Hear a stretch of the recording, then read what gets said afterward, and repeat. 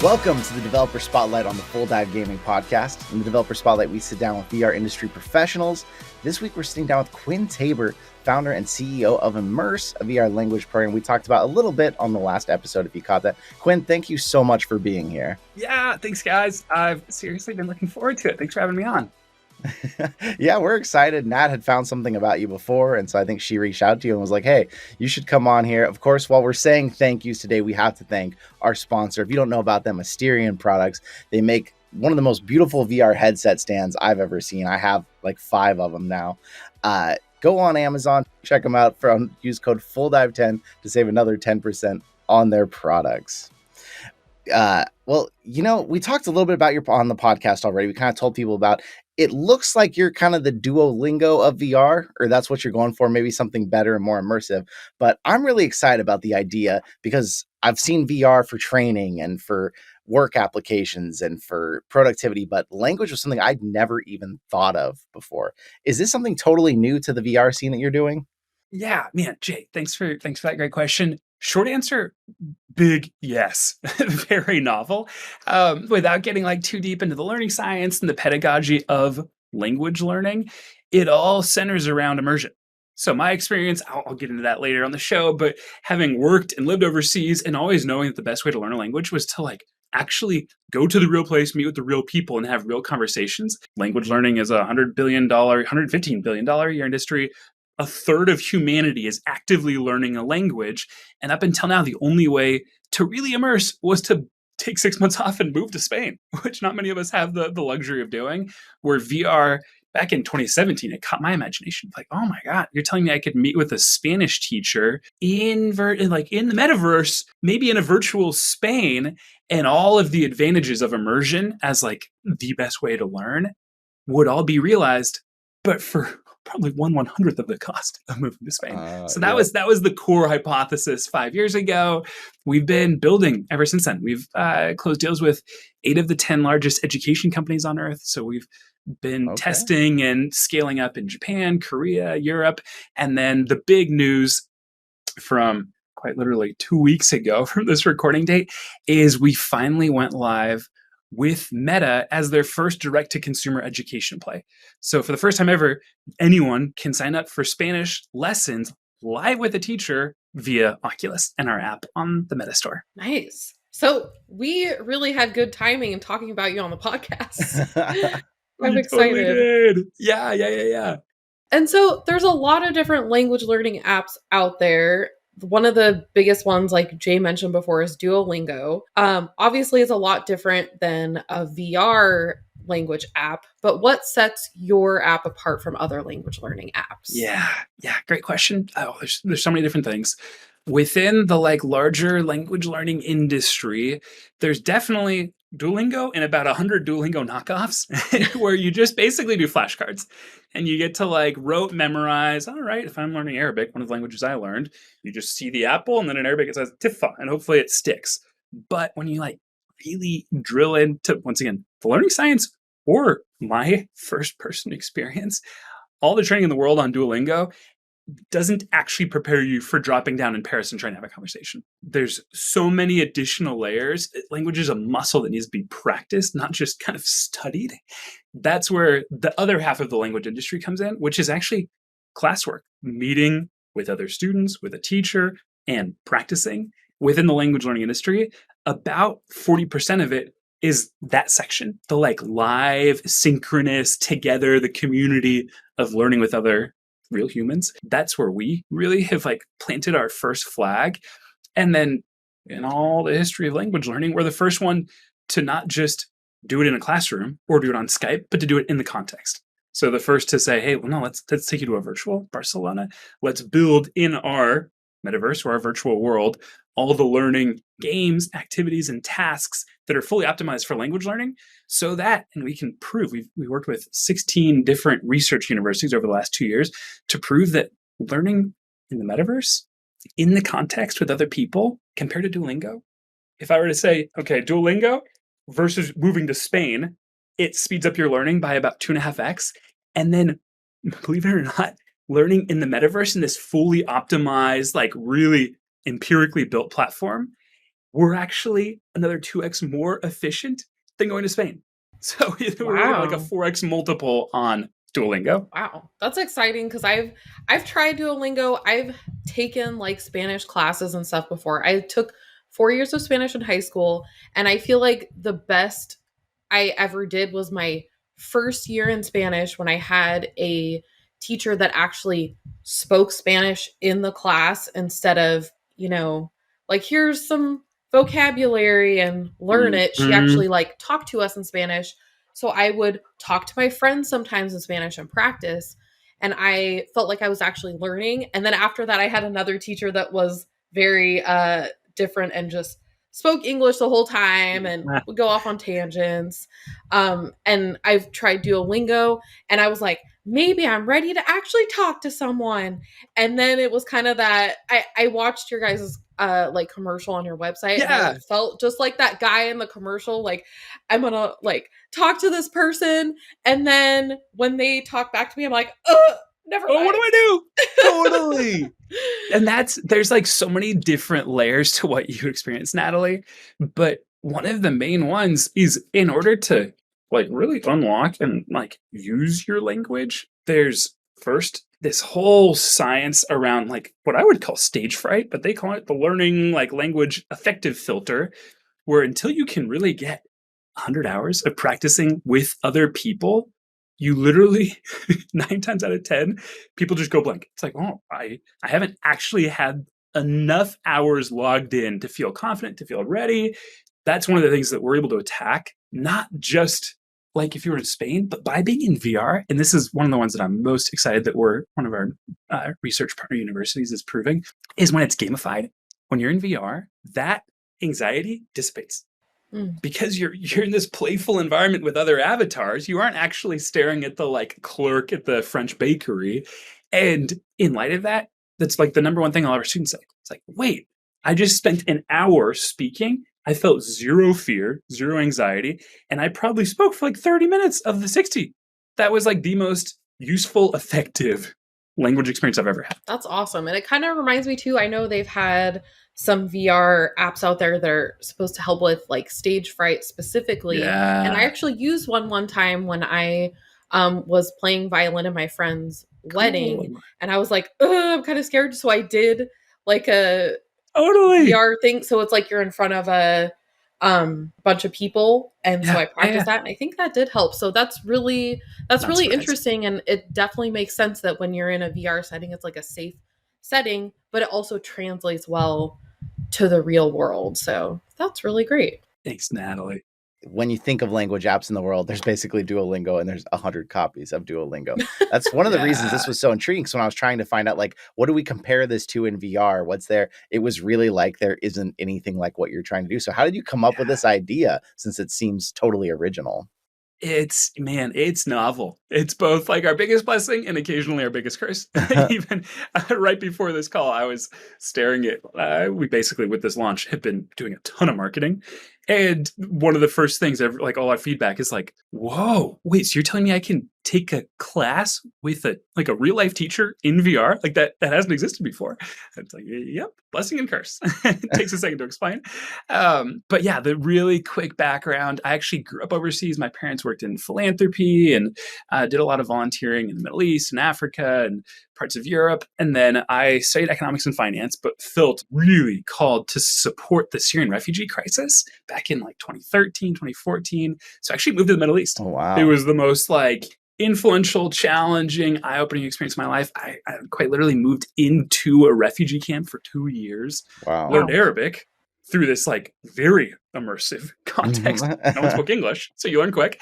But in the process saw that language learning, especially globally, it is the like gateway or blocker to getting a college degree, to getting like reaching employment, to getting a visa. In order to get to all those key milestones in your life, especially internationally, you need English. It is the key thing. That's why it's a $115 billion a year industry. But the number one way to do so is immersion. And that's like also the piece, especially in 2015, 2016, it was one of the hardest things for people to do. And then fast forward to the pandemic, once again, kept proving that folks want to immerse. again and again. And they, especially places like Japan, Korea, China, they want to do it with other people. They want to be in a community. They want to meet with a teacher. They want to go to the Hollywood sign or Santa Monica Pier or Times Square. In VR, you can do that. So that's why, from like a venture capital standpoint, we've pitched a ton of investors, and they've all said, like, Quinn, this is indeed the first metaverse, like true direct to consumer education play. A lot of other schools and colleges, they've tried to use VR as a little supplement, right? It's like, okay, let's add this VR chemistry lab, or let's add this VR virtual speech practice for 10 minutes. We want to disrupt education entirely. We want to say, no, let's bring all of language learning into VR. What the next thing we're launching is actually for you to do self-study in VR as well. So you can explore the different scenes and learn the words and hear the phrases and listen to little role plays before your class and after class. We want all of it to be in the metaverse. And what we believe that will unlock, this is like slightly confidential, but the stuff that we're working on in the next year, is how can we tie in not just language learning, but a lot of the Web3 technologies, so that students can be not just like spending for their class, but like, hey, what if this was a learn to earn model where students, by participating, by supporting one another, by maybe it's like, hey, if you're learning English and a student wants to learn English, you could partner together, practice your Spanish, they practice their English. Let's reward you with potentially NFTs or launching our own token on our platform. So we have a big vision for the future of education in the metaverse. And we think the first thing that needed to happen was to stop saying, hey, we're just going to be an add-on to your K-12 school. We want to do it all in VR. And we think that especially language learning is the best starting place. I'm so excited about this because I really love language, but I haven't been able to master another language yet. So this is so awesome. And so we've heard, some little bits and pieces of how Immerse works, but can you walk us through, like, if someone was just starting like their week trial in Immerse, what would that look like? Great question. Yep. So we're live on the Meta App Store. We're about to announce a couple other headsets that are going to be available on. But in short, the kind of the core building block of our learning is live. So it's not just the like, oh yeah, 10 minutes of Duolingo. If you sign up, the first thing you'll be prompted to do is, hey, jump in, and we'll have an orientation session with a real teacher. We offer it a couple times per day. So if you want to do it in the morning, afternoon, evening, it's a 30-minute with an actual Spanish teacher that shows you, hey, this is our metaverse, gives you a quick tour, just like if you were at a university or if you're studying abroad. So 30-minute orientation, make sure you understand the controls. And then right after that, there's a series of classes every day that are open for signups, up to 8 students. So it's everything from what we call like our much more scripted lessons. There's a little bit of lecture and a little bit of practice, and you get in your small groups, all the way to these really fun immersive events. I was watching one with 8 of our students last night, and it was a group of 8 that were actually practicing going from the airport to the hotel. That whole process, checking in, working with concierge. You can change your avatar so it like really feels lifelike. They're exploring the Ritz-Carlton. Like, how fun is that? The teacher honestly didn't even have to do that much. Everyone was having such a delightful time with all of the activities and tasks within it that they were just like spewing Spanish. And when I asked him afterwards, like, Quinn, that was more fun than when I hang out in VR chat. Like, this was a blast. And it turns out I just spoke for 60 minutes. So those are the different types of experiences you can sign up for. We've got a companion like web app and mobile app, so that if you aren't in VR, you can see the class schedule. You can sign up whenever you want. You can cancel last minute. And then at the end of the lesson, the teacher will actually upload notes for what you learned, what you need to work on for next week. That's kind of the like bread and butter of it. On top of that, and this is really the long-term vision, is we even have what we call like our social lounge, where students after or before class can meet up, play games together, but always kind of focused around learning. You can send friend requests. And even if you only pay for, let's say, 1 lesson a week or 3 lessons a week, you can hang out in our virtual world as long as you want with other learners. That's a really sweet one where you like very much get bang for your buck. And then we're about to launch a much more sophisticated what we call like asynchronous learning. That's that self-study where you can go to all the different locations and practice without a teacher for free. Awesome. You touched on what I was wondering about was with the social lounge, because I've heard of, some Spanish classes, of course, make a Spanish club on the side where they can all meet up and try to speak more. Is that kind of what you're going for here? What exactly is the social lounge look like? Yeah, yep. So very much that what you just described. The goal, once we really hit kind of this critical capacity number of students, is for students to be able to send friend requests and actually message and meet up whenever the heck they want. So even if you only have a scheduled class Tuesday at 2, you could start building this community, just like in VR Chat or Altspace or Horizons, and say, hey, let's meet up at the virtual, we've got like a bar, we've got a comedy club or the gym, and practice your Spanish. And because there's so much content baked into each of these locations, the teacher's really useful, but you could have an entire hour-long time with 2 or 3 friends in one of these locations, focus on Spanish without a teacher as well. So that's the long play. If anything, I'd love to see our platform be like, hey, you only need a teacher 2 hours a week, but spend like 5-6 hours in here, and that'll really ramp up your learning journey. Mm-hmm. Nice. One thing I kind of wonder about the social lounge is I've been in situations before where it's like supposed to be you're speaking in another language or something, but some people get shy, so they kind of go back to English or something. How would that work? I mean, you can't really control what language people are speaking. Totally. But are there things in the social lounge to kind of keep people on track? Exactly. Yes. There's a lot of prompts. Basically, think of it almost like a scavenger hunt or something. There's like different stages. So it's like, hey, if you're going to be here for an hour, me and my 2 buddies, let's go over here and do this little activity and then go to the next one. So you aren't just staring at each other's avatars, trying to work through maybe complex sentences. The other piece and this is back to kind of this, the vision that we're excited about, is for students to like really build a culture and a community that's super focused on improvement, and that we can track and give each other awards for saying like, hey, I met with Natalie for an hour on Tuesday, and she was an amazing, both like maybe I'm learning Spanish and learning English, the other way around. She was incredible. I'd like to kind of upvote her or give her a little awards or tokens. That's one where some elements that we're working on in the background, we'd love to reward our users with NFTs and potentially with tokens so that you're really incentivized to both grow personally and to support the community, to make sure that we're all working together towards our learning goals. Great. I've been curious. I mean, obviously you brought up Spanish and stuff. So like, what languages do you have? And to go a little further, have you considered, I don't know if it's ready, but is the hand tracking on Oculus good enough that people could actually learn sign language in it too? Yeah, that's a cool one. Oh man, I like that question. So we launched Spanish 2 weeks ago. We have a number of partners globally. So if you want to learn English and you're based in Japan, we actually work with the biggest language school chain in Japan. So you could submit on our website and we would say, hey, you're in Tokyo, we've got a partner for you. Or you're in Korea, you're in Germany. So that's already live. And then we're planning on coming out with French, hopefully by October, November. That's still a little bit up in the air.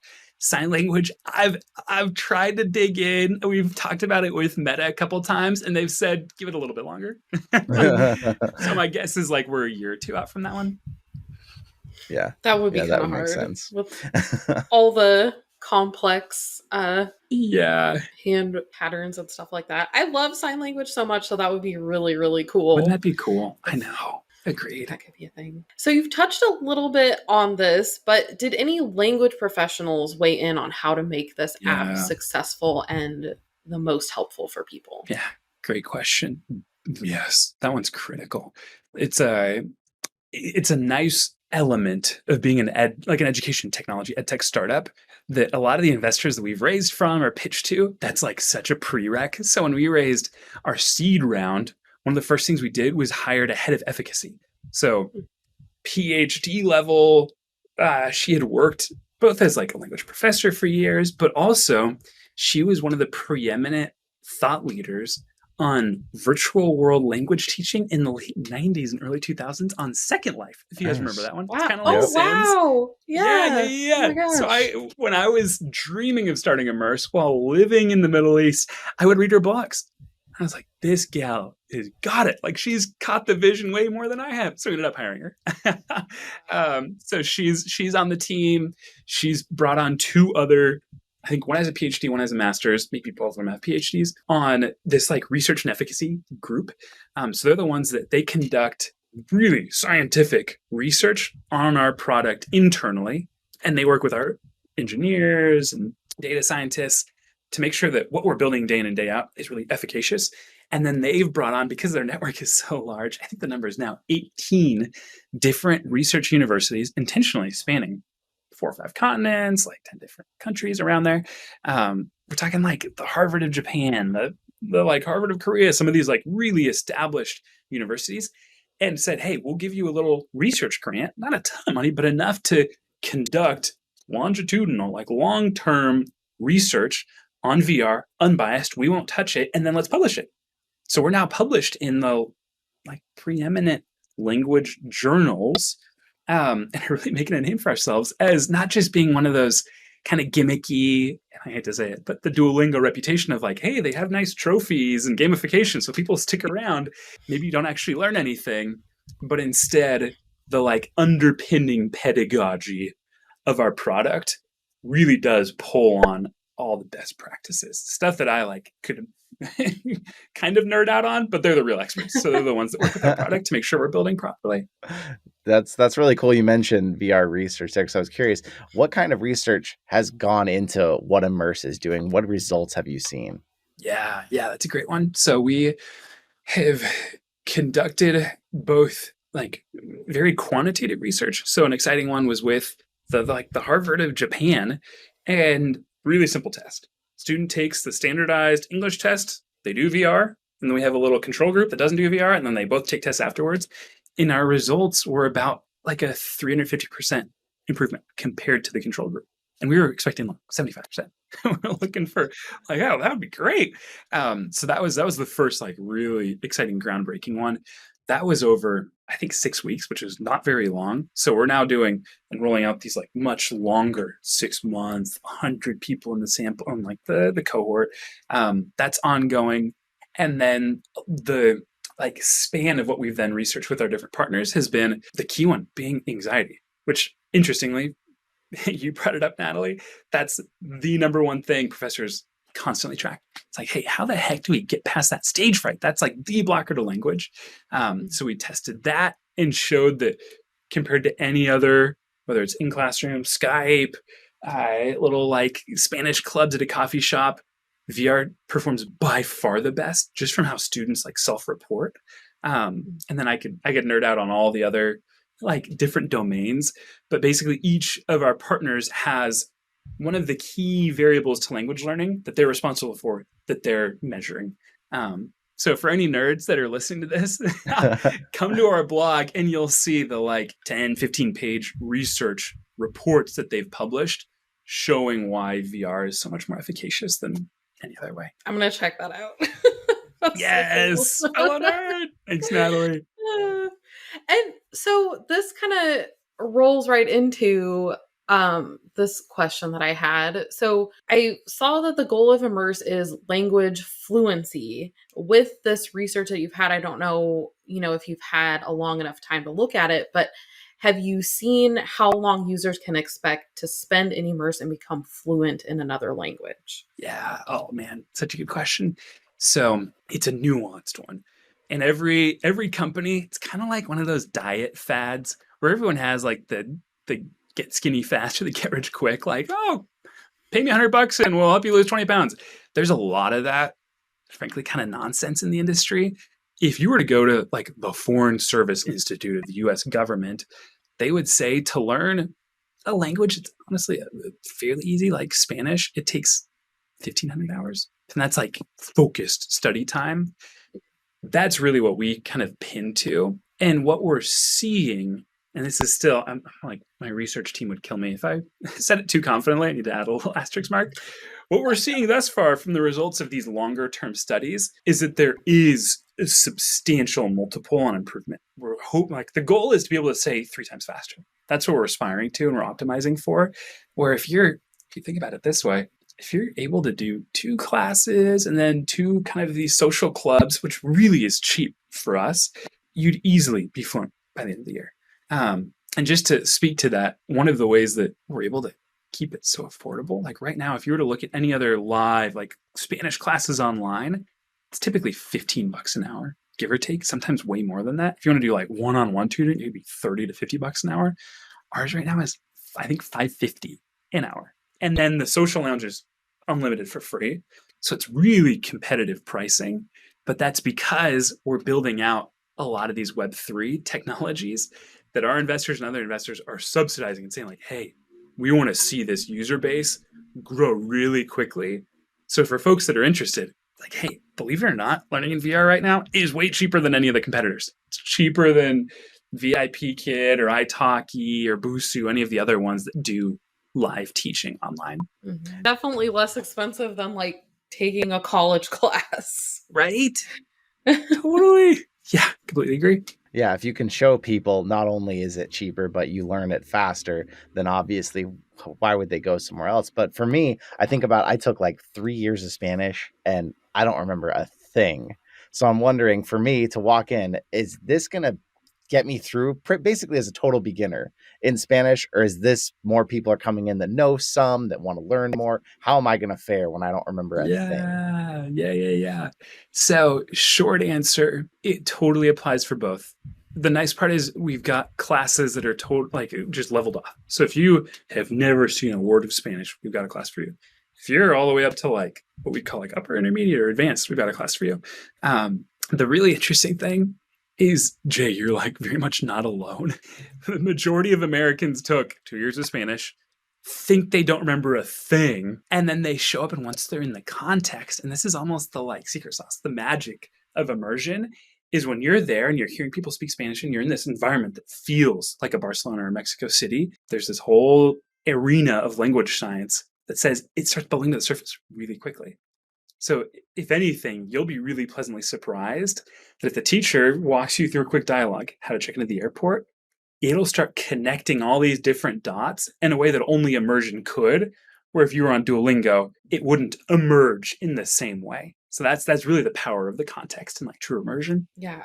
It's so awesome. I love the idea of having it be, more immersive. And I saw too that there's, some of the classes and stuff have like the sounds of the environment, like the sounds of being in like a restaurant or things like that. And I think that is so awesome because when you're in that, and VR is so powerful because it captures your brain like other things don't and makes your brain feel like, hey, you're actually here. But it also feels safer than real life for people, that have some anxiety, which a lot of people do when they're practicing a new language.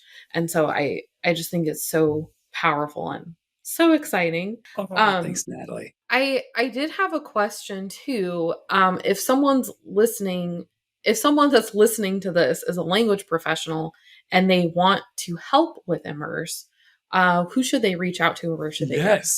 Yeah. Oh my gosh, please. We have an application on like the footer of our website to become a teacher. If not, just fire us an email at contact@immerse.online, and we'll route you to the right person. But we're constantly hiring.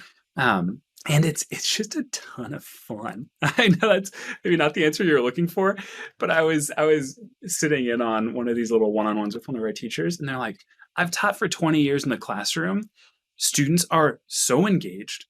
They're giggling the entire time. Where normally it's like pulling teeth trying to call on a student, hey, repeat this little dialogue back to me. They're like, if anything, it's hard to teach because everyone's speaking so much Spanish, I can't butt in.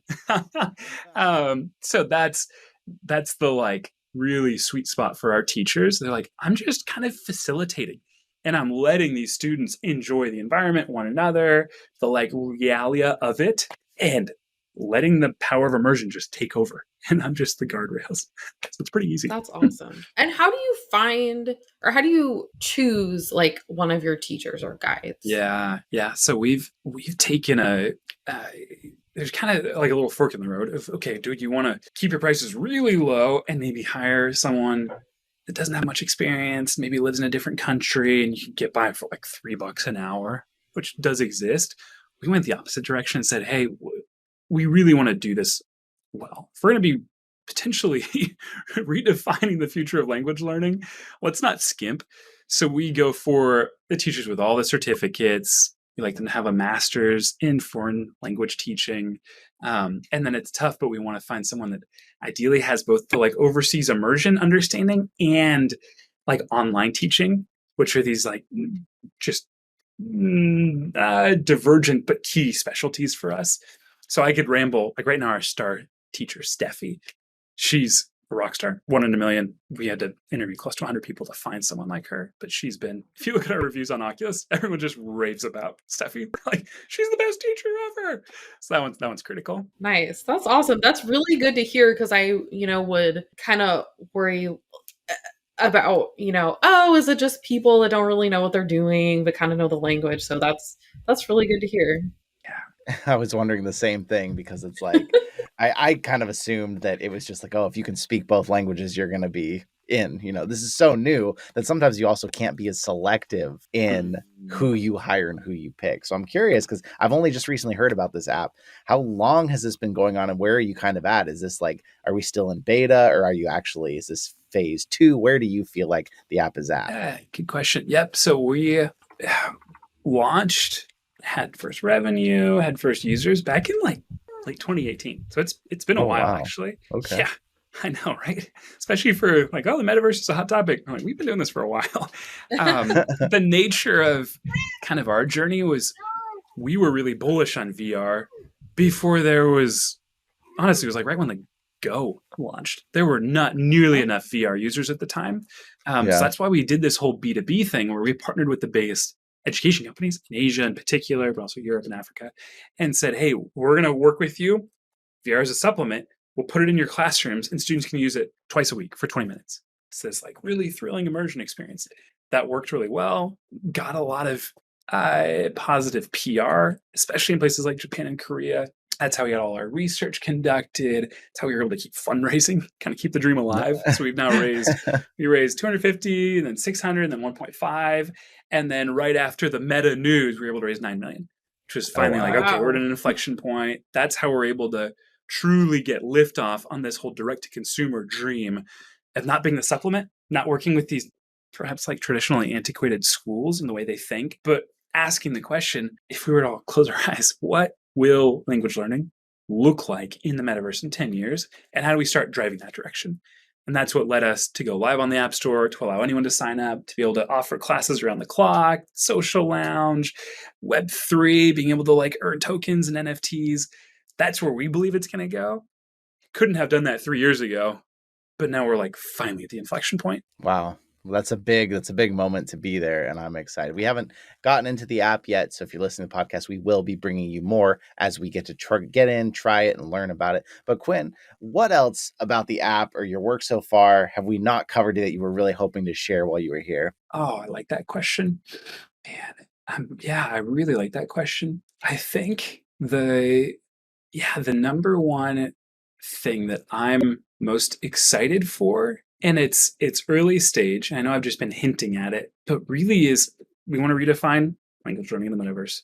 But we also want to redefine what this whole play to earn, learn to earn ecosystem could look like. There's a lot of hype right now. Like, I've been pitching a lot of the VCs that are funding some of the play to earn platforms. There's also some headwinds with kind of this crypto winter that we're in. But if we could truly democratize education by saying, hey, maybe someone that's living in Bolivia or where I lived in the Middle East, places like Syria and Iraq, maybe they can't afford the $30 or $50 a month subscription. But if they could feed into this community by helping teach Arabic a little bit, and then in return be able to learn English, that, in my mind, from like almost a social justice and like empowerment standpoint, fires me up so much.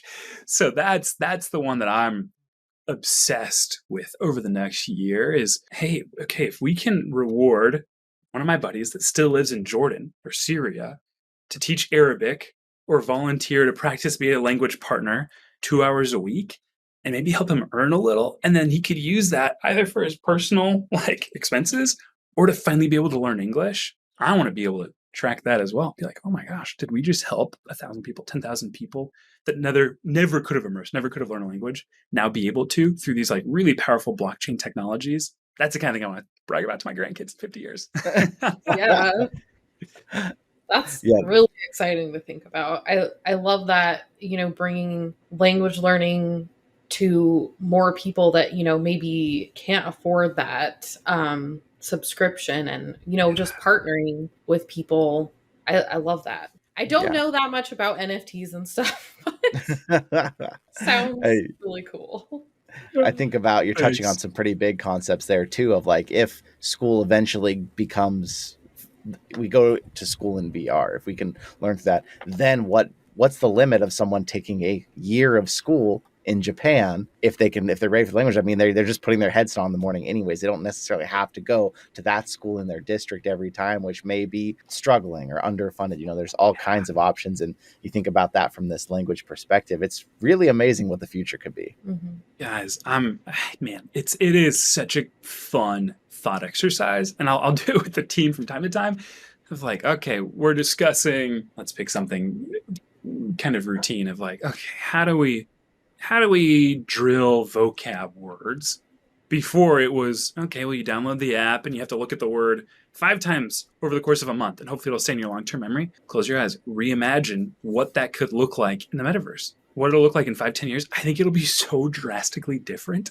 And if we just keep asking that question in each of the major forks in the road or decisions we have, because I do believe already in 2022, the results that we're seeing, I have a hard time picturing, I know this is kind of hard to believe, my kids actually going to a real school. Wow. 10 years, 15 years, I think it's all going to be in VR. It's bold, but that's what we want to build towards. I like it's definitely an exciting time right now. Isn't it? There's so many things popping up. So much potential. Yeah. Quinn, I want to say a huge thank you for coming on. I think this has been a very thought-provoking, interesting conversation, because a lot of times we are on the gaming side, or we get a little out of gaming. We might talk about productivity, but to think about education in this new way, it's been really awesome. Thank you. Mm-hmm. Thanks, Jay. Thanks, Natalie. It was a total treat. Really, really appreciate it. Yes. Well, of course, if you're out there and you're listening, you're wondering about Immerse, we'll have all kinds of links in the description here. We'll also be updating you on future podcasts as we get a chance to check it out. So make sure and do that. And if you want to come see the cat that interrupted the podcast here recently, you should come over to YouTube and see the video of it and see that now Nat's having to rock Willow like a baby to keep her quiet during the podcast. But if you're out there and of course you're thinking about VR, remember, we're here for you. Rate, review us, we'd love that. Subscribe, and if you haven't gotten into VR yet, you need to take the dive and just dive on in.